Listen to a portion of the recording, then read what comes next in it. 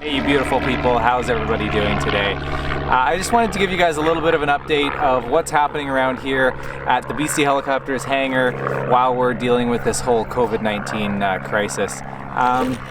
There's a biplane flying around. It's one of the first aircrafts I've heard flying around in a long time.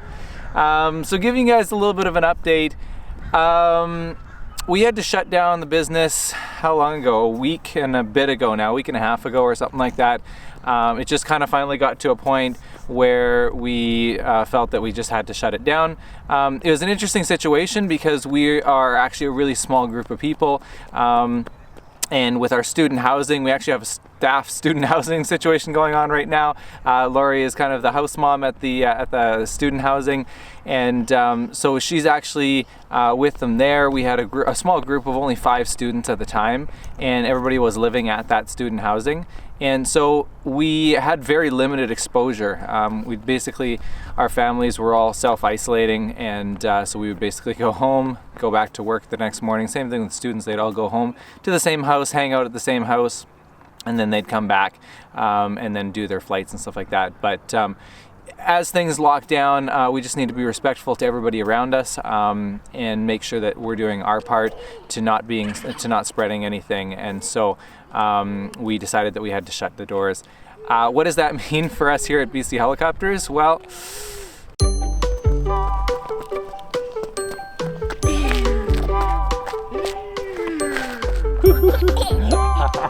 you want your wheel back? Hey Hudson, I got something cool. Look, come here. Come with this.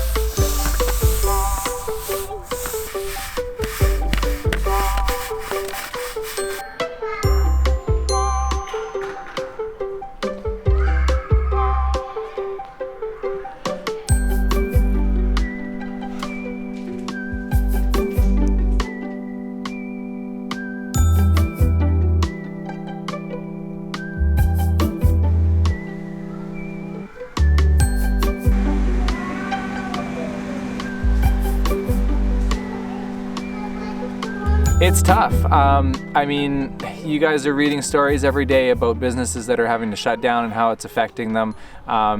Everybody's got different stories about it. For a company like a helicopter company is very difficult. The overhead on a business like this is really, really high.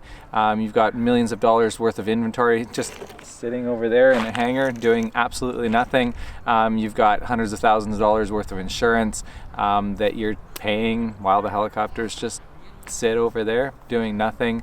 You got a staff to pay for. It's definitely interesting. I've never dealt with times like this before. We've dealt with some pretty serious times in our business, very financially hard times in the last 2008 financial crisis. We actually bought the business right around that first collapse, and so we had a similar situation in some ways, and so there's a lot of things that we've learned from that. Let's just hope that this doesn't turn out to be something like that. But I think right now we're holding tight. It's a short-term gain for a game for a long-term lookout, and so we want to do our part to make sure that we are hopefully shallowing that curve and getting this thing over as quickly as possible. So our plan, what's our plan? So we've got another class starting. We were supposed to have a class starting on May 1st. Obviously that's not going to be happening now.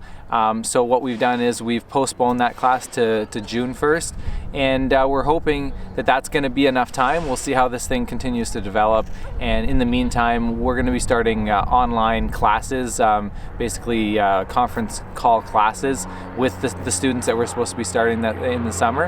And so we're excited about that. We're going to be doing all the briefings and everything that we would normally be doing with the students in those first 30 hours or so, going over all the different flight exercises and everything. We're going to just do those in a virtual format. It's going to be a little tougher because we're not flying while we're doing those, so it's going to have a little less relevance to the student because they don't have the practical application of it. But we're going to do those anyways, and then we'll have to go over them again as we're actually getting into the flying. But it's at least something that we can do with our students for that next class. The class that's currently going, we were getting close to the end of that class. We most of them had about 75 hours or so, and so they're just on hold right now. They're waiting, being patient, which is awesome, as we all have to in this time.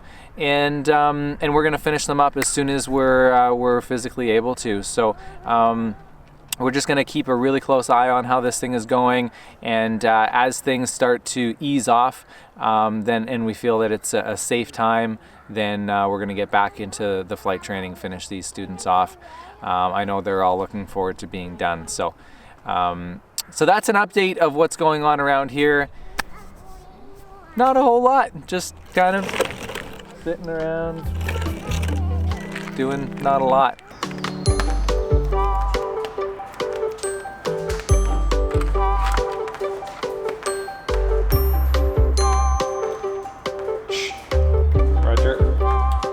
Copy that. Just looking for clearance for takeoff.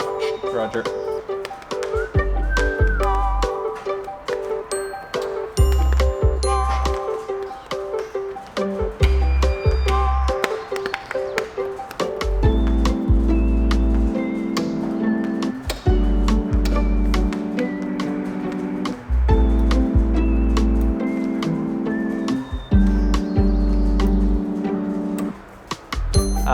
Making a couple of videos for you guys.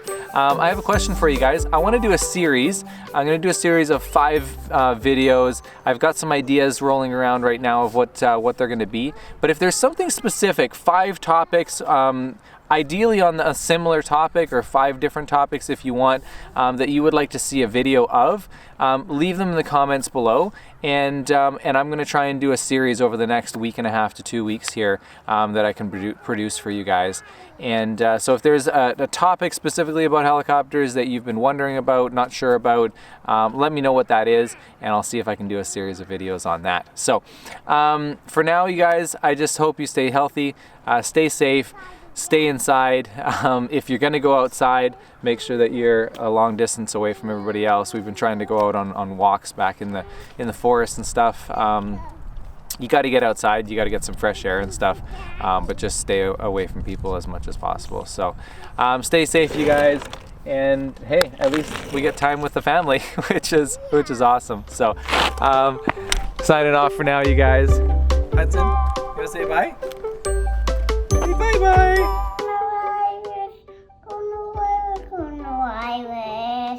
Going to